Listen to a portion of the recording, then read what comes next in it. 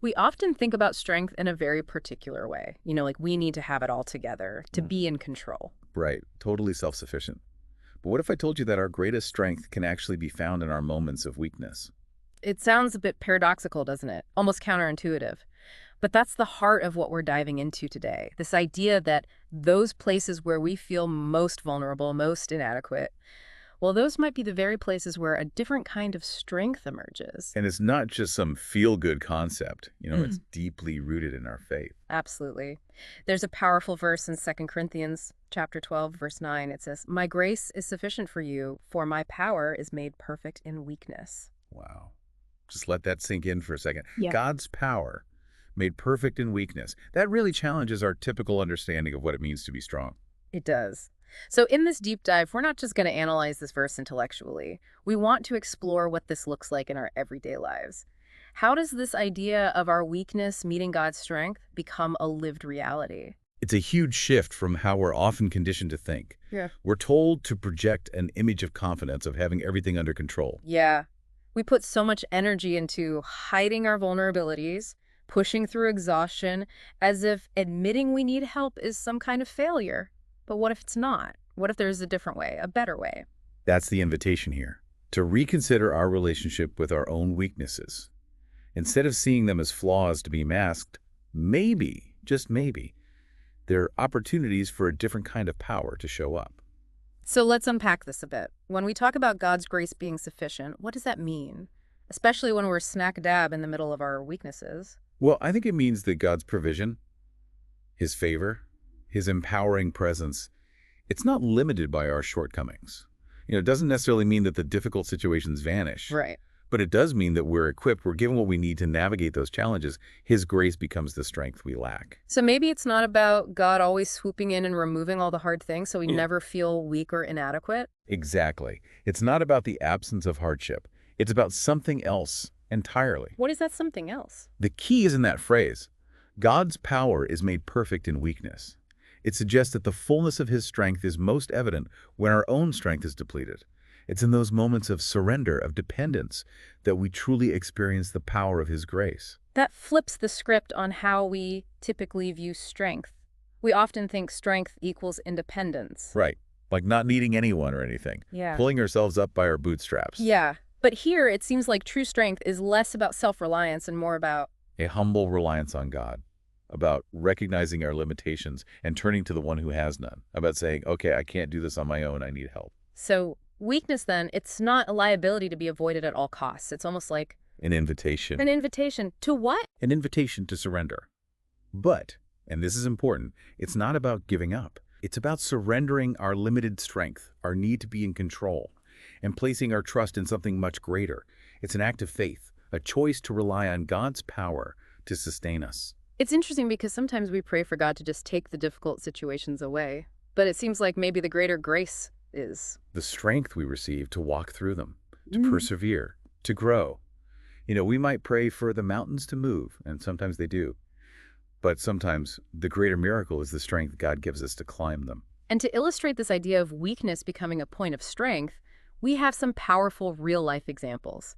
One that comes to mind is this young athlete who faced a major setback, a serious physical challenge. Oh, I remember hearing about him.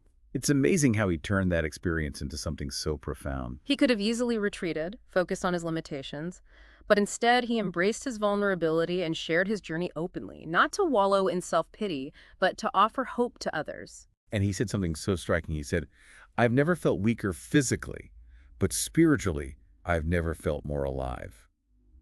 That's the paradox, isn't it? Out of physical weakness, spiritual strength emerged. And I think it reminds us that strength isn't just physical or mental. There's this spiritual dimension, this wellspring of resilience that becomes available when we acknowledge our need. And his honesty resonated with so many people.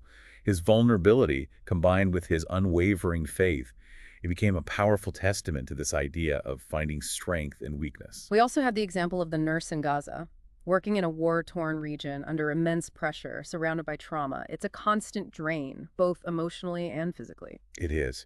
And she talks about how she relies on prayer in those short breaks between shifts, not necessarily asking for the impossible, but for the strength to keep going, to keep offering compassion in such a difficult environment. And she says, every day I feel like I can't do it, but somehow God gives me enough for one more, just enough to face that next patient, that next challenge. That's the essence of this continuous grace.